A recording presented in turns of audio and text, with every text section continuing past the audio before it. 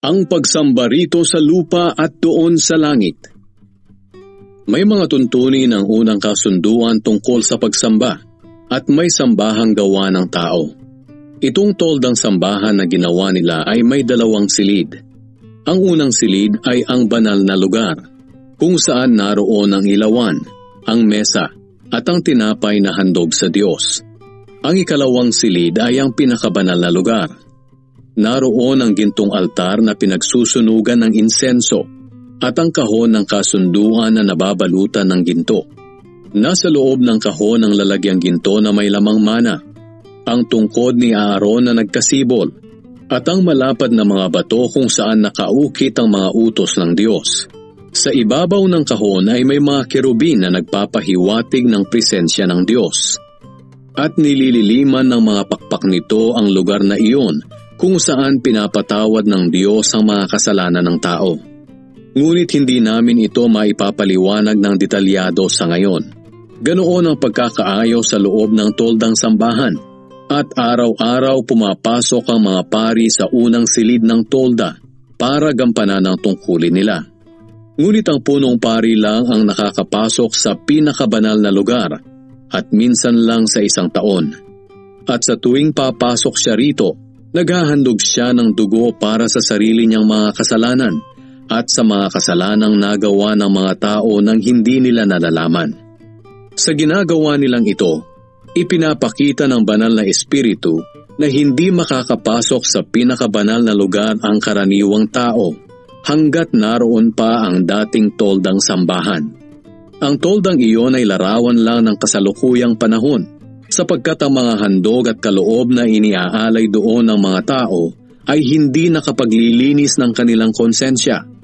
Ang mga ginagawa nilang ito'y nauukol lang sa mga pagkain at inumin at mga seremonya ng paglilinis. Mga tuntuning panlabas lamang ito na ipinapatupad hanggang sa dumating ang bagong pamamaraan ng Diyos. Ngunit dumating na si Kristo na punong pari ng bagong pamamaraan, na higit na mabuti kaysa sa dati. Pumasok siya sa mas dakila at mas ganap na tolda na hindi gawa ng tao, at wala sa mundong ito. Minsan lang pumasok si Kristo sa pinakabanal na lugar, at hindi dugo ng kambing o ng guya ang dala niya, kundi ang sarili niyang dugo. At sa pamamagitan ng kaniyang dugo, tinubos niya tayo sa mga kasalanan natin magpakailanman. Ayon sa kautusan, kung itinuturing na marumi ang isang tao, kailangan siyang wisikan ng dugo ng kambing at toro, at ng abo ng guya para maging malinis. Kung nakakalinis ang mga ito, di lalo na ang dugo ni Kristo. Sa pamamagitan ng walang hanggang banal na espiritu, inialay ni Kristo ang sarili niya bilang handog na walang kapintasan sa Diyos. Ang dugo niya ang lilinis sa ating puso't isipan, para matalikuran natin ang mga gawaing walang kabuluhan at paglingkuran ng Diyos na buhay. Kaya si Kristo ang ginawang tagapamagitan sa atin at sa Diyos sa bagong kasunduan.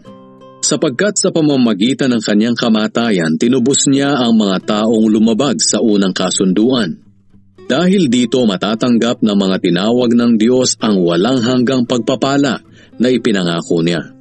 Maihahalin tulad ito sa isang huling testamento na kailangang mapatunayan na namatay na ang gumawa nito, dahil wala itong bisa habang nabubuhay pa siya. Nagkakabisa lang ang isang testamento kapag namatay na ang gumawa nito. Kaya maging ang unang kasunduan ay kinailangang pagtibayin sa pamamagitan ng dugo. Sapagkat nang ipahayag ni Moises ang kautusan sa mga tao, kumuha siya ng dugo ng mga guyat kambing at hinaluan ng tubig.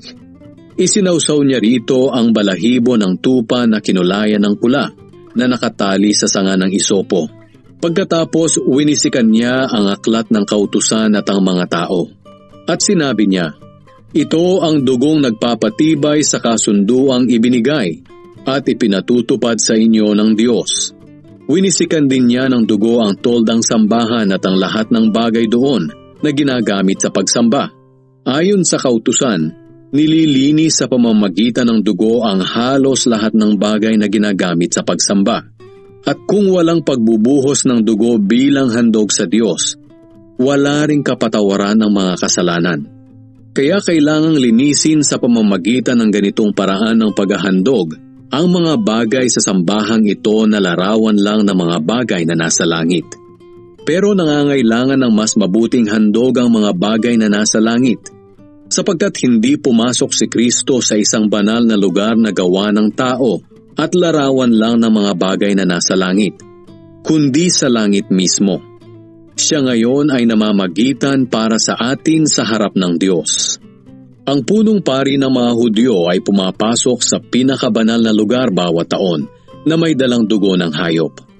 Ngunit si Kristo ay minsan lamang naghandog ng kanyang sarili at hindi na niya ito inulit-ulit pa. Dahil kung kailangang ulit-ulitin, maraming beses sanang nagdusa si Kristo mula pa ng likhain ng mundo. Pero minsan lamang siya naparito sa mundo para alisin ang mga kasalanan natin sa pamamagitan ng paghahandog ng kanyang sarili. Ginawa niya ito nitong mga huling araw. Itinakda sa mga tao ang mamatay ng minsan at pagkatapos nito'y ang paghuhukom ng Diyos. Ganoon din naman, minsan lang namatay si Kristo nang inihandog niya ang kanyang sarili para alisin ang kasalanan ng mga tao. At muli siyang babalik dito sa mundo. Hindi na para akuing muli ang kasalanan ng mga tao, kundi para iligtas ang mga taong naghihintay sa Kanya.